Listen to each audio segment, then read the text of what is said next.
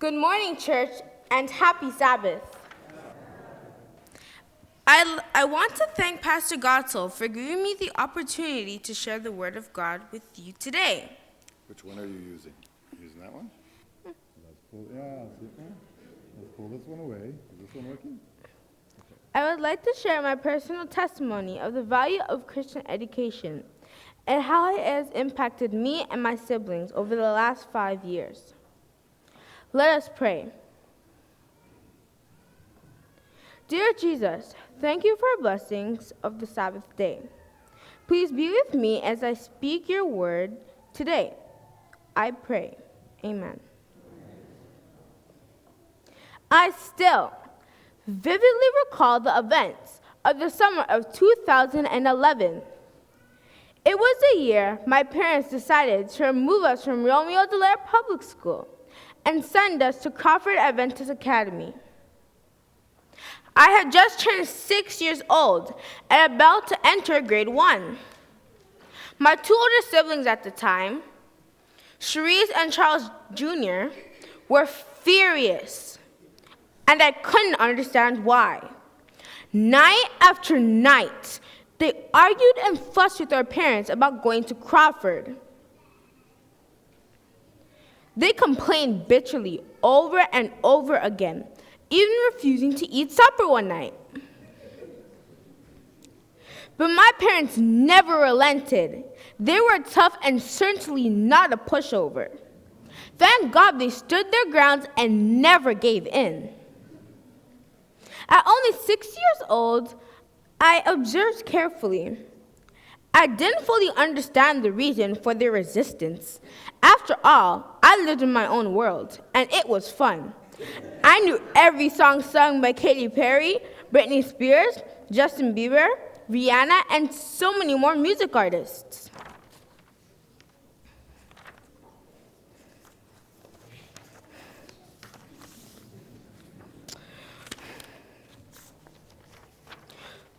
I could tell my parents did not like the songs we were singing.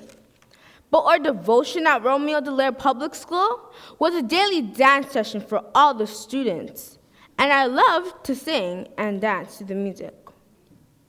Today I'm almost 11 years old, which means I'm almost 7 years older, 7 years smarter, and 7 years of God working on me. And you know what? He has worked many miracles in my young life. It is very evident in the lives of my siblings. The desires and propensities we had to sing and dance to the music of the world has changed. Since attending Crawford, we are no longer exposed to the music of Katy Perry and Justin Bieber. We have lost the appetite and desire to sing and dance to the music. God has taken those desires and made them into desires to worship, love, and serve Him with the songs that glorify Him. When parents place their children in a non-Christian environment where the leaders do not embrace God, what is valuable in His eyes, what messages are you sending to us, your children? The messages are going to be mixed messages. My parents never missed a day to feed us with the Word of God through daily morning and evening devotions. At the time we attended our public school, we were also enrolled in Adventure, Pathfinder, the Children's Choir, and so many more programs at the church. But that didn't stop us from participating at the events at our school. In fact, from the moment we entered our former school, we were fed with the music of the world, taught by the teachers of the world, and inspired by the teachings of the world. Our parents struggled. It was a constant battle for them, and we knew it. But at the time, we loved it, and we loved the music and the fun that comes with it. Christianity should not only be something we only practice on Sabbaths. It should permeate every aspect of our lives, whether we're at home, school, or church. The Bible specifically instructs our parents to teach us with the will of God. Deuteronomy 11, verse 19 says, "Teach them to your children. Talk about them when you sit at home and when you walk along the road, when you lie down and when you get up."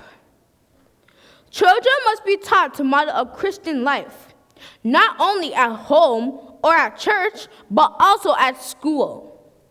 When the three aspects of a child's life work cohesively, with the will of God, you get kids that are gifted, talented, confident, smarter, and preserved for God's work.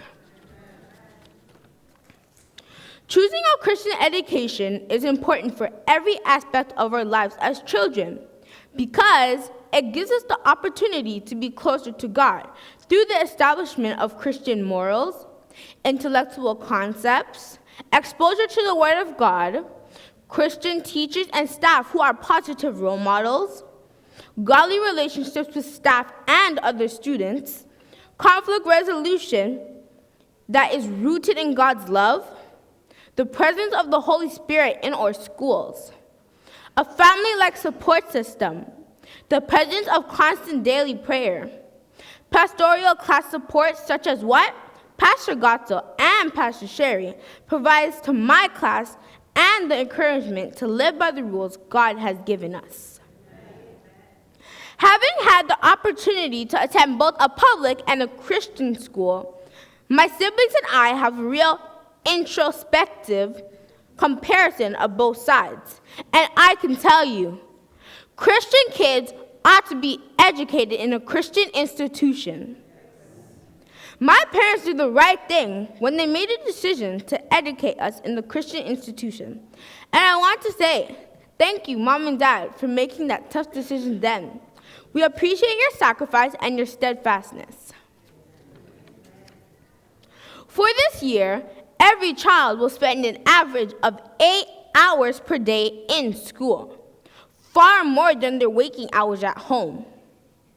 That means our school environment will have the most profound impact on our growth and development as a person.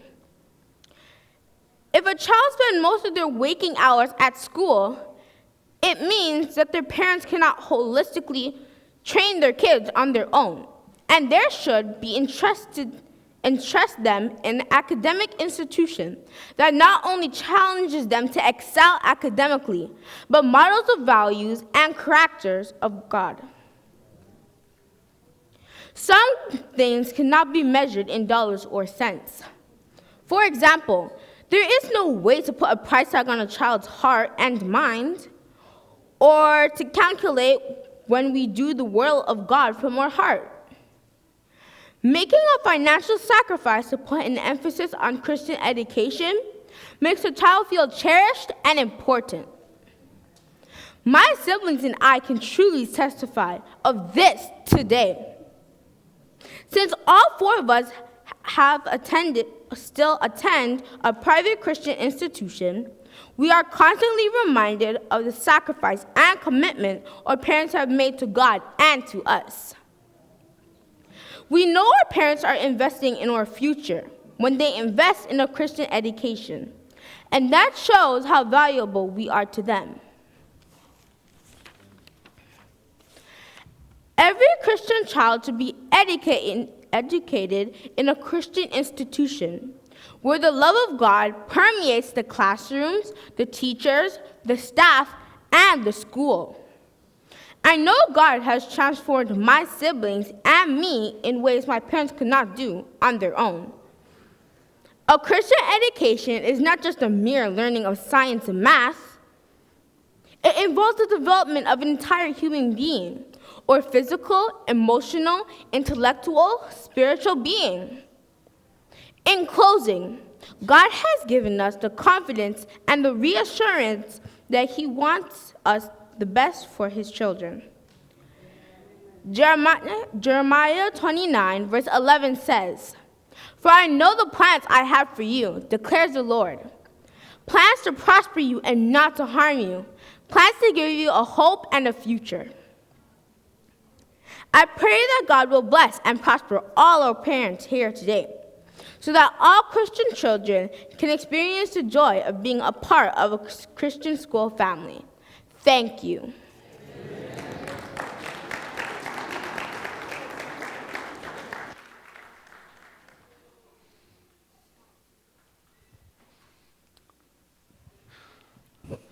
Thank you, Chrisanne. She was preaching this service, wasn't she? Stepped it up a notch. I was waiting to see if there was going to be an appeal. That was good. Good job. She's earned her lunch for today. So we have this Adventist Christian Education Sabbath. Why do we do this thing every year? Well, as we think about that, maybe we can think about our history in this congregation. I think the history of this Willowdale congregation says a lot about Adventist education, because back in the early 50s is when this congregation was formed. And they began worshiping over on Yonge Street at Yonge and Church, a bit to the east of us, rented a place, began worshiping there. And not very long after they began worshiping there, they arranged to buy the building that they were worshiping in and started a school. And that was a school that continues until this day. So the history, this congregation has the longest history with this school that is now Crawford Adventist Academy. And it's interesting what they did. They started renting the building, they bought the building, and then they sold the building while they were still worshiping in it. They sold it to someone else. Why would you do that? Why would you have your own church building and then sell it to someone else and rent from the people you sold it to keep worshiping there? That's a strange thing, isn't it? The reason they did that is because they wanted to build a school for their school. And they built that school next to Branson Hospital. They built that school right here, right beside us. And it was smaller at that time. But it's interesting that this congregation in its history chose to first build a school. And then once they had built that school and eventually transitioned over to worshiping in that school, which I'm sure wasn't quite as conducive as worshiping in a church building, then once the school was built and that facility was taken care of, then they undertook building the church, the building that we're in now, the part of the building that we're in now. Quite a history and quite an indication of priorities and the value the early pioneers of Willowdale, so to speak, put into Adventist education. This has always been a priority in the life of this congregation. It's always been a big deal in the life of our denomination, across the board, across the world. Adventist education, when we have these special emphasis Sabbaths, some people don't like them. I know that as a pastor over the years. Some people don't like why are you doing that? Why are you focusing on something and not on something else? And some people feel that if we have an Adventist education Sabbath, you're putting down those kids who aren't in the church school. Some will say that you're trying to set up a two-tier system of preference, and you're saying that the kids in our schools are better than the kids who are not in our schools, and you get all these ideas going on. And I would like to say to you, that's not at all the intention or the purpose or the motivation. When we have a women's ministry special Sabbath, that's not about putting down men. When we have a children's ministries special Sabbath, it isn't anti-old people. And the seniors ministry Sabbath isn't against young people and kids, children, students, whatever. Grief ministry Sabbath isn't about denigrating those who may be experiencing a happy and successful period of time in their life. That's not what it's about. It's a day about highlighting something important to us as a church on a worldwide basis and on a local basis. In other words, we're not competing. We're actually on the same team, or we should be, and we're here together to look at something that's important to us and something that has been important in our history as a people.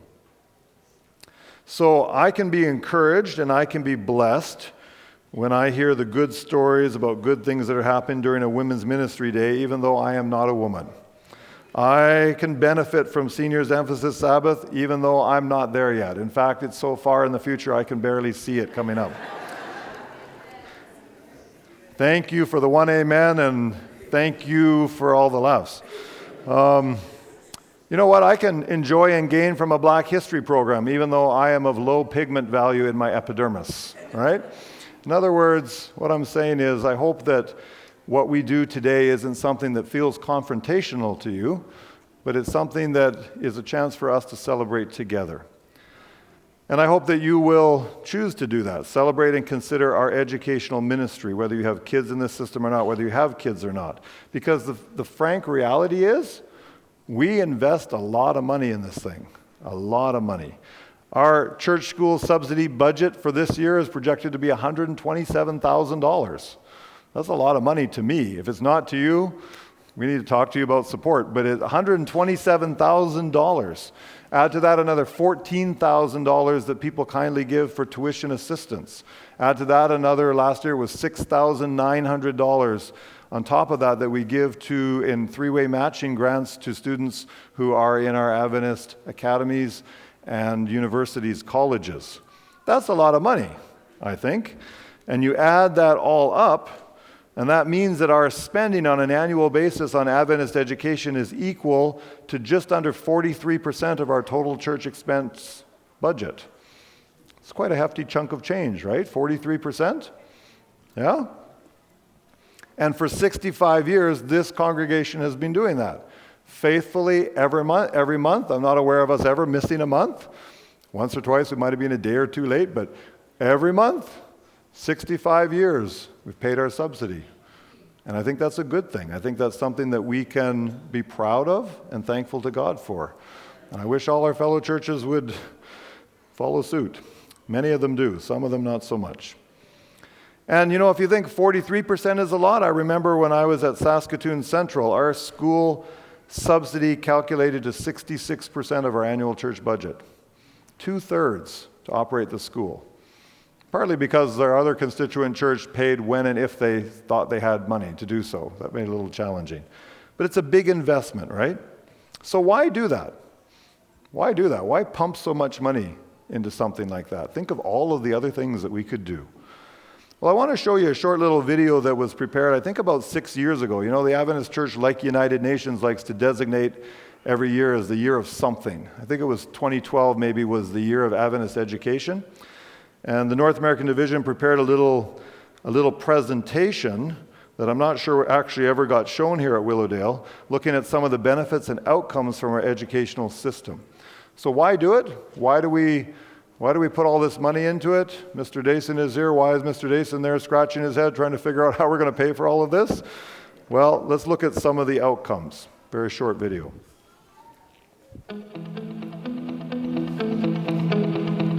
Since the 1870s, Seventh-day Adventists have been making sacrifices for their children to receive a uniquely Adventist education. Although an Adventist education comes at an extra cost, the benefits are plain to see and last in eternity. 81% of over 50,000 SDA students surveyed report attending an Adventist school is the most important thing that has helped them develop their religious faith. Research data from Value Genesis establishes a direct and traceable correlation between attending an Adventist school and denominational loyalty. Those students who attended more years of Adventist elementary school are significantly more likely to remain members of the SDA Church. The same holds true for teenagers at Adventist day academies. The Value Genesis 3 research team has identified 29 major factors that influence students' faith. The results over the course of the last 2 decades have been startling. Consider these 3 factors. 38% of students reported their school's week of prayer impacted their spirituality very much. 1/3 said their Bible teacher and Bible school classes changed their faith for the better. And a whopping 82% of students at Adventist schools said their faith was heavily impacted by attending an Adventist school. Per dollar spent, the most effective way of strengthening our church and winning souls for the kingdom is by investing in an Adventist education. It's no wonder that 71% of Adventist students report Seventh-day Adventist schools are better than public schools, and that 83% of SDA students from 6th grade to 12th grade said they like their school. When it comes to life choices, students at Adventist schools also exhibit a substantial difference when compared to their non-Adventist peers. Adventist students are far from perfect, but their behavioral choices are extremely encouraging. An estimated 2/3 of American junior high school students admit to watching pornography, but approximately 80% of SDA students said they never watch pornography. While 46% of public high school students report having had sex, only about 15% of SDA high school students admit having had sexual intercourse. Additionally, over 90% of SDA students report not smoking or using other drugs. Again, Adventist students are far from perfect, but there's obviously moral value in attending an Adventist school. There are also clear academic advantages in attending an SDA school.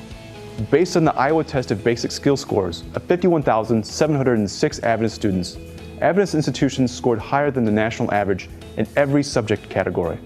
This was the case in all grades and all school sizes, regardless of projected ability level. Taken as a whole, the academic performance of students enrolled at Adventist institutions is half a grade level higher than the national average. Value Genesis researchers also found that the more years a student attended an Adventist school, the more his or her performance improved. Amazingly, SDA academies in the North American division have a 97.5% graduation rate, and 88.6% of these students also go on to college. We have much to improve upon as an educational system. We all know that, but the results from Value Genesis 3 and other studies are encouraging. Students at Adventist schools are more likely to be Adventist as adults, have strong Christian values, and perform better academically. Every day, parents, teachers, pastors, and church members across the world make sacrifices for Adventist education. It's this support that means an eternity with Jesus for so many. Please help Adventist education continue its 140-year tradition of bringing young people to Christ.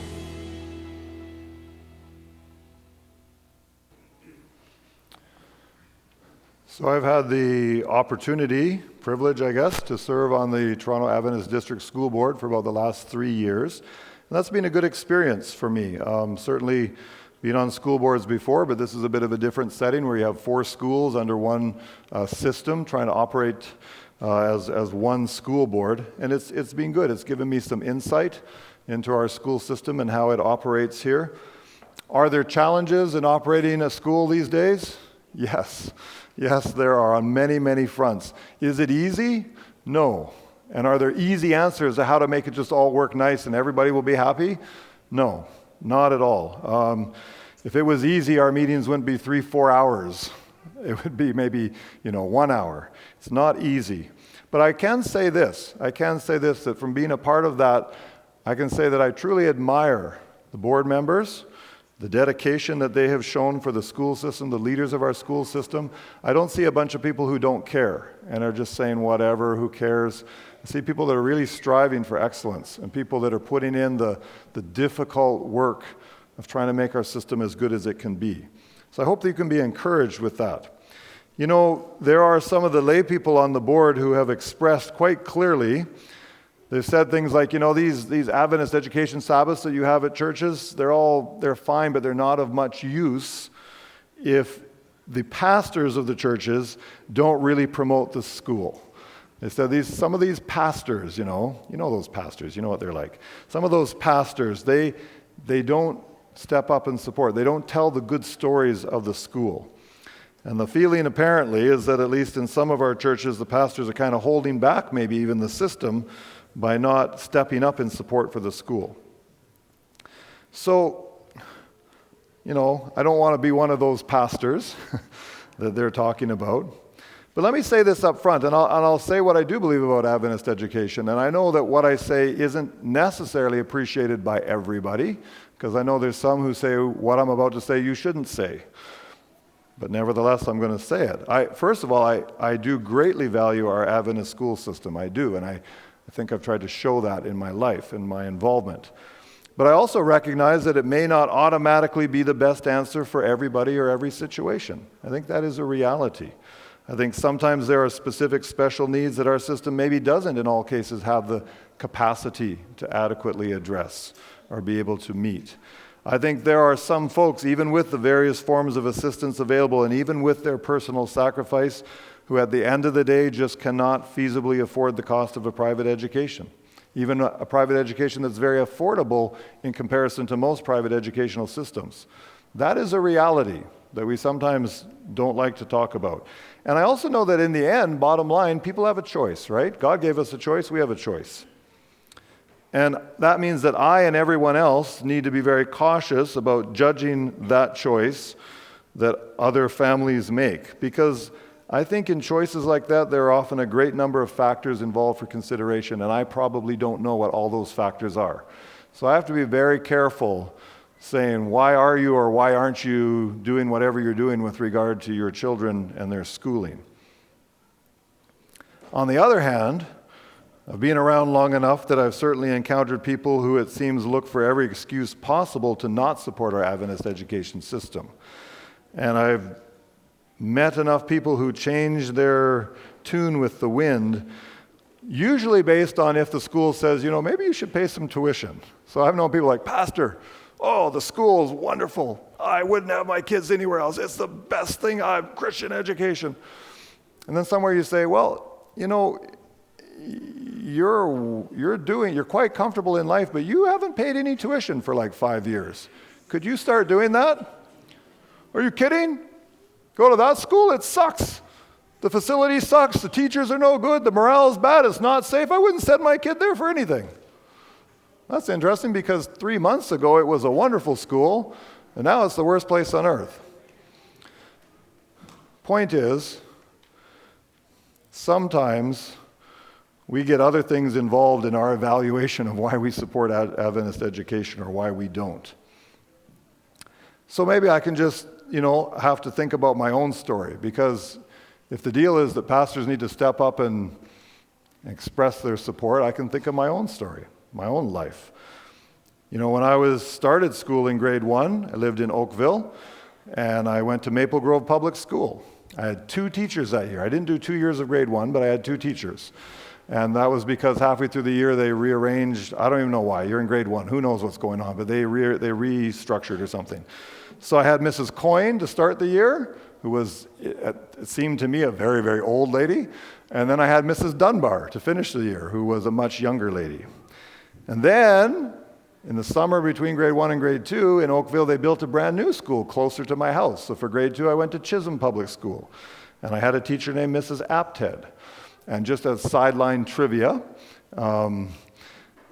it's always interesting how small the world is. I was very excited as a little kid to find out that my teacher, my grade 2 teacher, her sister was my uncle's secretary. Isn't that cool? Got even more cool when I found out that she wasn't apparently just his secretary, she became his affair. And ultimately brought about the end of, my uncle did, brought about the end of my uncle's marriage, and he eventually married her. It was very interesting. As a little kid. But she was a good teacher. It actually had nothing to do with her, but it's just interesting. That's just to give you a little break. Grade 3, we moved to Fergus. I went to James McQueen Public School, and I had a teacher named Mrs. Luxton. And you know what? Were they good teachers? I think so. I don't know how well you can evaluate it when you're in grade 1, 2, and 3, but as far as I remember, they were good, dedicated teachers. I liked all of them. I don't know if they liked me, but I liked them. And did I get a good education? I think so. I learned the stuff I needed to learn, I think. Did I have friends at the schools? I think so. Then in grade 4, we moved to Oshawa, and it was a new situation. I had an opportunity to go to an Adventist Christian school, a College Park Elementary School. And from that point on, from grade 4 on, I've had the blessing, and I counted a blessing and a privilege to be able to have my education be in Christian education. From College Park Elementary School to Kingsway College to Canadian Union College, which is now Burman University, and then ultimately on to the Seventh-day Adventist Theological Seminary at Andrews University. So I can only look back at my own experience and say, how did this work? Were my teachers in Adventist schools better or more dedicated or more skilled than my teachers in public school were? I don't think so. I think they were all dedicated. I think the reality is in all school systems, public, private, Adventist, you get some teachers that are better than others, right? I think sometimes you're blessed to meet that extraordinary, incredible, amazing teacher, and occasionally in all systems, you come across that teacher who is a disaster, just a disaster. But I think that's more just the reality of human beings are like that. What I remember as a little kid, the only thing that was negative to me from my first few years of school, thing that bothered me, is that it seemed like even in those early years, my Adventist beliefs about the Sabbath made me miss out on a lot of special outings and events. It seemed like most of the extra stuff they did was always on Friday night or Saturday. And I remember as a little kid at our house there in Oakville, I remember crying. And I wasn't crying because I wanted my parents to let me go to it on Sabbath. I didn't want to go to it on Sabbath, but I was sad. I was sad that so often I ended up missing out because my life values and my family's life values didn't match the school schedule.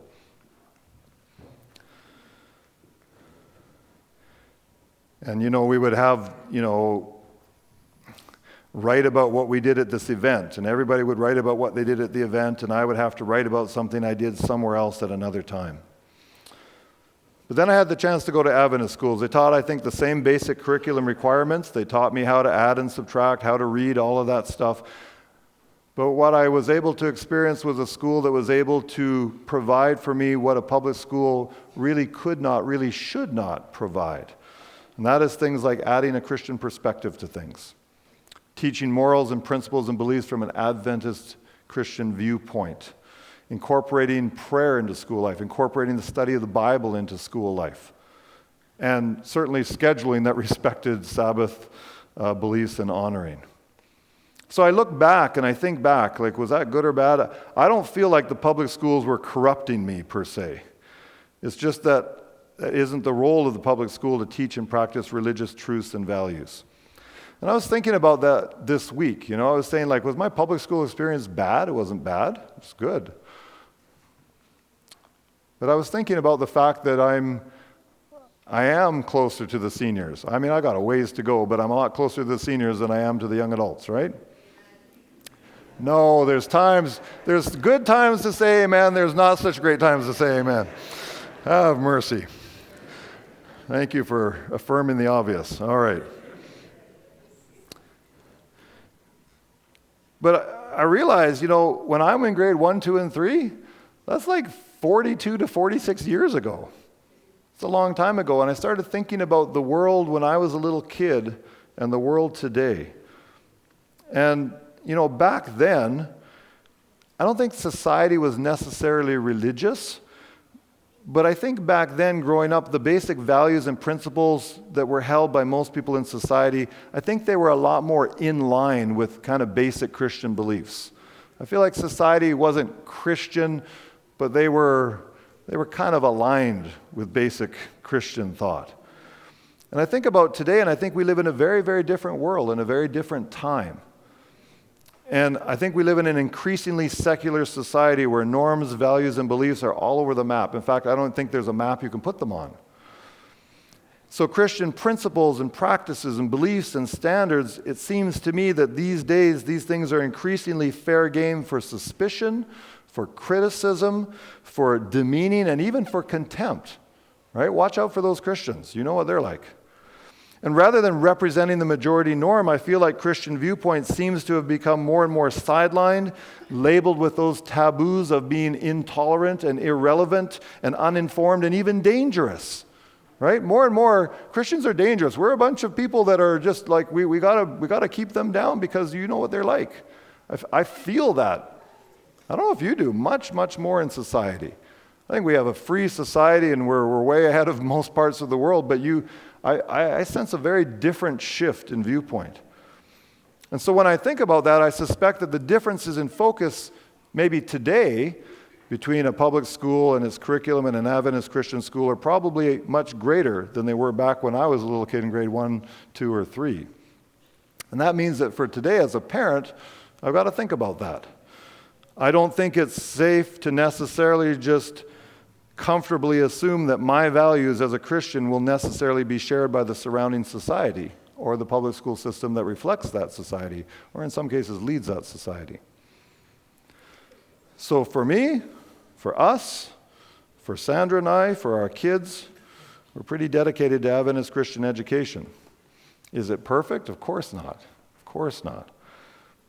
Can you have a bad experience? Of course. Have I had a bad experience? Yes. To be flat out honest with you, when they were talking to me about, would you be interested in being considered to come to Ontario and be a pastor at Willowdale? And they were talking to me about some things from Newfoundland to BC, literally, and other places. And frankly, things weren't going well. with the Adventist education system that we were in. I was very frustrated, and not happy, and had to deal with, I felt, one of those disasters, and I felt I wasn't supported, and it wasn't going well. And I'm thankful that, before we actually left and got here, things turned around, because I was very frustrated having my child in a setting that wasn't going very good. And I suppose I could have just written off the system and said, that's what Adventist education is like, give me something else. But I don't think so. I think I was able to see that this was a problem with a person, not with a system. And I think we need to make those distinctions. And I'm thankful that I had the option to relocate, and that's always going to be a consideration for us. Very recently they were asking me about coming back to Saskatchewan in a different role. And frankly, the education system the availability of Adventist education was a very important factor in our thinking and decision on that, because it is important to us. I am glad that God blesses our school systems, and I'm glad that I have had the opportunity to be a part of it. At a recent TADSB strategic planning meeting, we were reminded that we need to share the good news, the good story of the school. And it's ironic that often the harshest criticism, it seems, of our school system comes from us, from within. It's interesting that most of the families who are not from the Adventist community and who are at our schools are often pretty positive about our school. Usually the harshest opposition comes from within.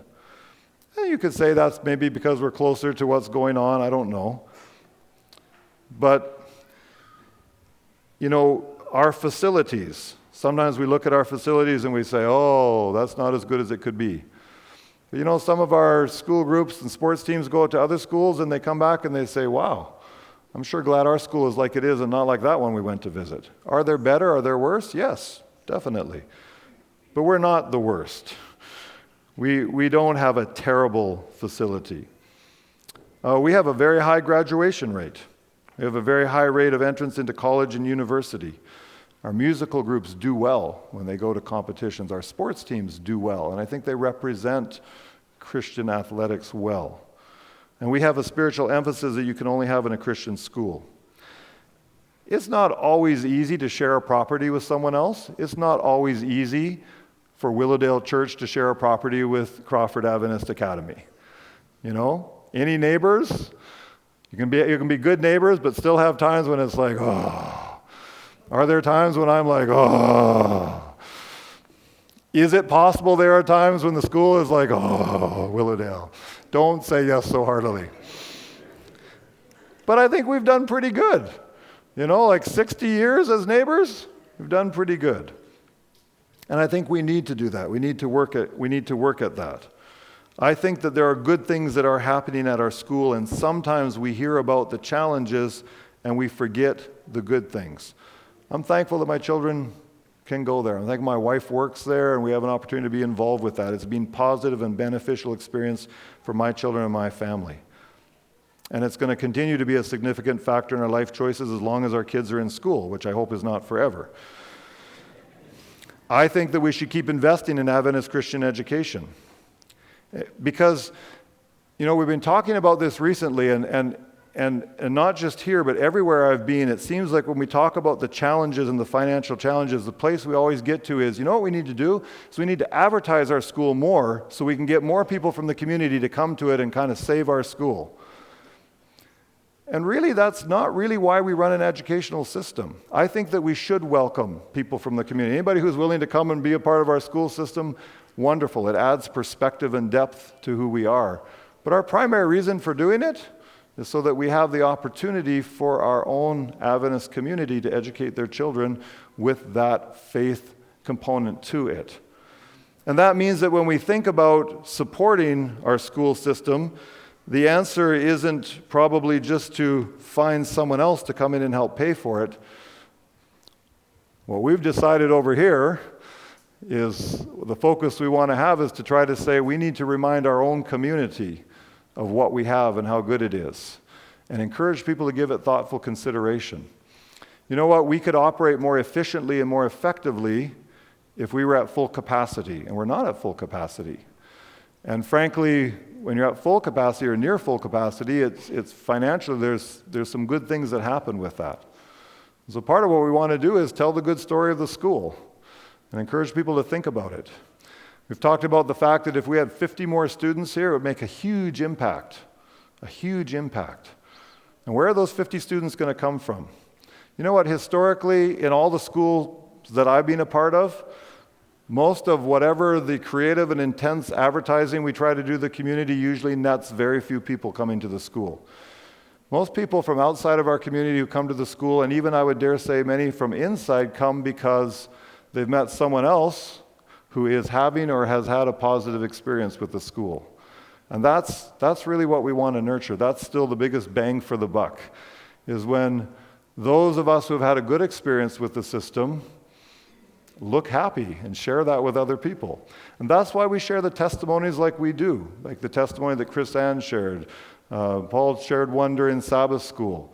It's not to put anybody down, but it's to share, this has been a good thing for me, and I want to share what God has done for me. So,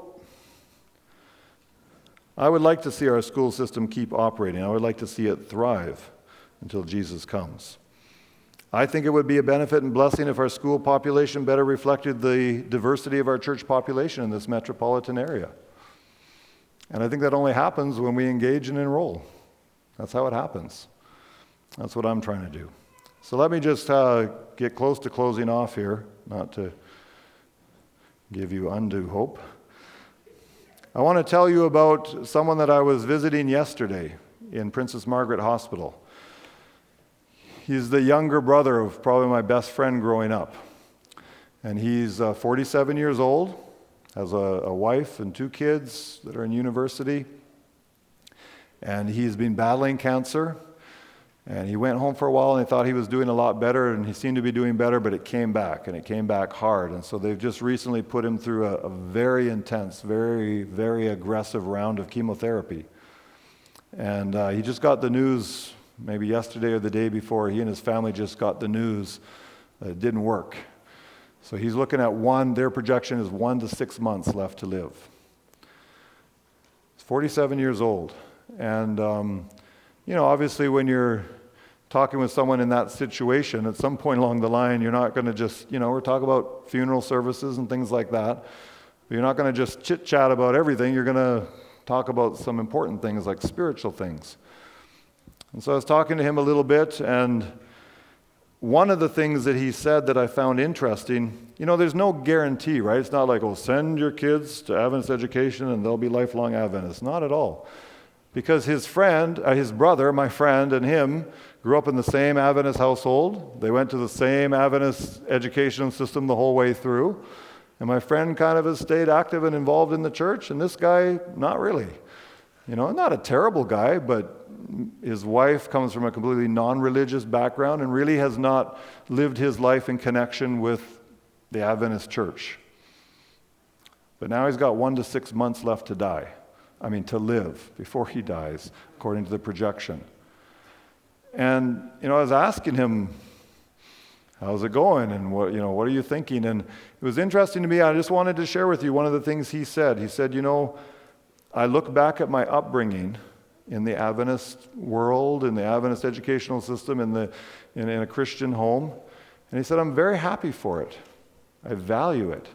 So I've never doubted it or questioned it. And he said, and even though I haven't really been connected, even though I really haven't been involved with the church, I haven't been really a part of it all, what's going on, he said, I still think it was good and it was still important. He said, it's helped me in my professional career. It's made me a better person.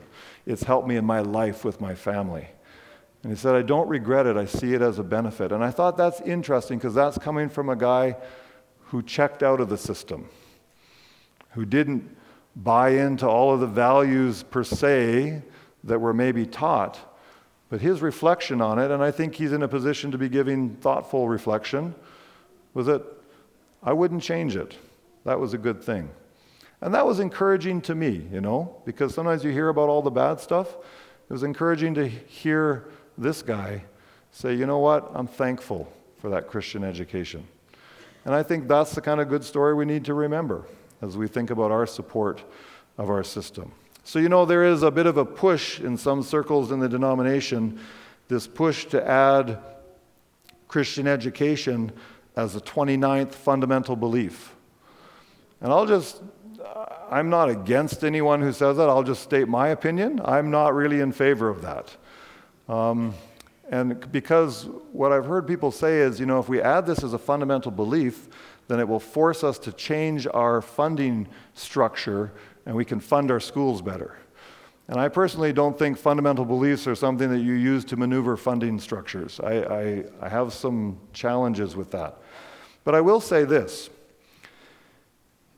If you are a Seventh-day Adventist Christian, and if you have been baptized, you should have gone through some fundamental beliefs that we do hold, and you should have gone through some baptismal vows. And I think if you look at those things, we don't need to make it a fundamental belief, but I think those principles there, which talk about who we believe we are as a people and the time in which we live as a people, and the things that are going to happen in Christ's return, and what we know from prophecy, I think if you look at those principles and think that through, I think it suggests support for us to continue to maintain an Adventist Christian educational system. I don't think you need to make it a fundamental belief, but I think an outplay of those fundamental beliefs suggests that this is something worth continuing to invest in. So I want to encourage you to think about that. Adventist Education Sabbath. I don't want it to just be a Sabbath. It's something we do. It's something that needs our ongoing prayer and attention. And I think it's something that we can be proud of and celebrate as we keep working by God's grace to make it better.